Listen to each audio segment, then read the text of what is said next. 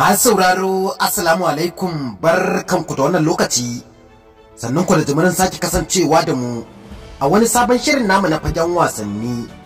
Ni dai sunana Ali Raps unguwa uku. A labaran namu na yau kuwa an bayyana cewa kungiyar kwallon kafa ta Manchester United za ta tsoye ta kwantiragin dan wasan bayan ta Victor Lindelof da ƙarin shekara guda domin ta hana dan wasan tafiya a kan rahusa, inji jaridar Star on Sunday. A nan kuma kungiyar kwallon kafa ta Juventus na shirin mika wa dan wasa Jadon Sancho ta yin tserewa daga filin wasa na Old Trafford domin ɗaukar dan wasan akan aro, kuma an bayyana cewa Juventus za ta iya mayar da yarjejeniyar ta zama ta dindindin a kan fan miliyan 60 a bazara mai zuwa, inji jaridar Sun on Sunday. A wani furci da yi, kocin kungiyar kwallon kafa ta Manchester City Pep Guardiola ya yi magana akan dan wasa Declan Rice. Guardiola ya ce tabbas sanin kowa ne Manchester City na son ɗaukar dan wasa Declan Rice, muna son shi sosai. Idan ya zo kungiyar mu ba wai kawai zai iya taka leda bane lokacin da dan wasa Rodri ya kasa buga wasa. A ƙarshe Arsenal ta ƙara matsawa kuma ta nuna matakar son shi. Wataƙila Arteta ya fi ni gamsuwa da shi fiye da ni. Guardiola ya ƙara da cewa ko ƙungiyar Arsenal da kanta ta nuna son ɗan wasa Declan Rice, kuma tayin da suka yi ina tunanin ya fi namu, wanda hakan ya sa suka ɗauke shi fiye da mu, kamar yadda Guardiola ya bayyana a taron manema labarai. Wani labari ya bayyana cewa ƙungiyoyin Chelsea da Liverpool sun shirya tsaf domin karawa da juna a fafatawar da za su yi wajen neman siyan dan wasan gaba Luis Openda, dan wasan da aka kiyasta darajarsa ga kungiyar kwallon kafa ta Manchester United akan fan miliyan 80, inji jaridar Bild. A nan kuma shugaban hukumar kwallon kafa ta duniya Gianni Infantino ya bayyana cewa yana mafarkin ganin san an buga gasar cin kofin duniya a ƙasar Saudi Arabia a shekarar 2034. kamar yadda jaridar Telegraph Football ta bayyana. An bayyana cewa dan wasa Jarrod Bowen ya ki amincewa da sha'awar kungiyar kwallon kafa ta Liverpool da Newcastle United ta hanyar amincewa da kullu sabon kwantiragin shekaru 7 a kungiyar kwallon kafa ta West Ham United, wanda hakan yasa ya zama dan wasa mafi tsada a kungiyar, inji jaridar Talksport. A nan kuma koci Jose Mourinho ya bayyana cewa na samu tayi mafi girma da aka taɓa yi min a tarihin ƙwallon ƙafa ta a matsayin koci, amma na yanke shawarar ƙin amincewa da tayin saboda na gaya wa hukumar ƙungiyar ƙwallon ƙafa ta AS Roma da magoya baya da kuma 'yan wasan ƙungiyar cewa zan zauna. Na riga na yi musu alƙawari, in ji Mourinho.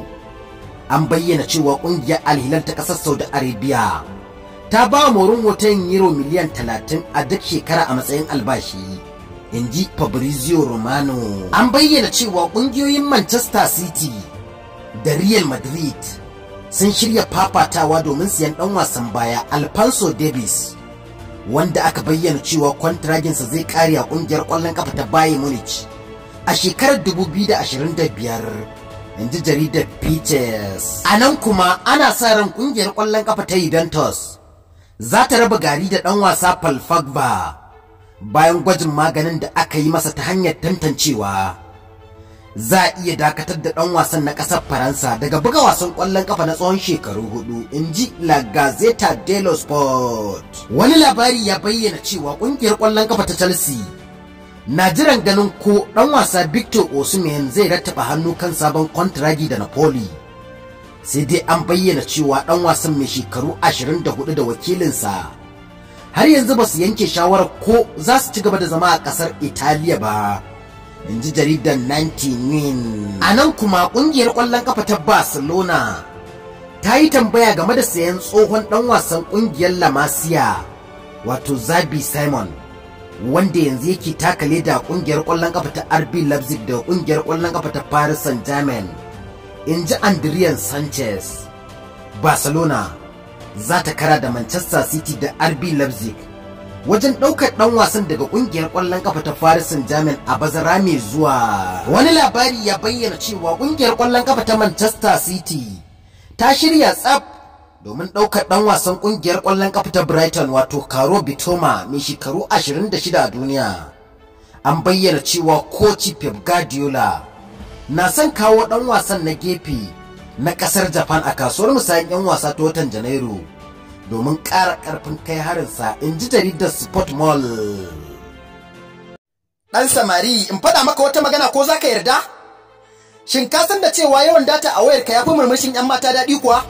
Idan baka aminta da wannan batu ba, to maza garzaya Play Store na kan wayarka domin ka sauke application ɗin CT Data domin ka gwada sayan data mai rahusa, ka ji irin farin cikin da ke samuwa idan kana da wadatacciyar data a wayarka. Kamfanin sayar da data mai rahusa da ƙarfin network na CT Data yana muku albishirin cewa ya zabge farashin kuɗin datocinsa.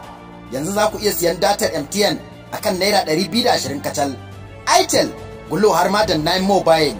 Amma hakan ba zai yiwu ba sai kun yi downloading ɗin application ɗin CT Data kuma kun shiga kun yi rijista domin samun damar sayan data ko katin kira, kai har ma da biyan kuɗin wutar lantarki, tashoshinku na DSTV ko TV, tare da iya biyan kuɗin jarabobin NECO, WAEC, NEPTEC a cikin wannan application na CT Data.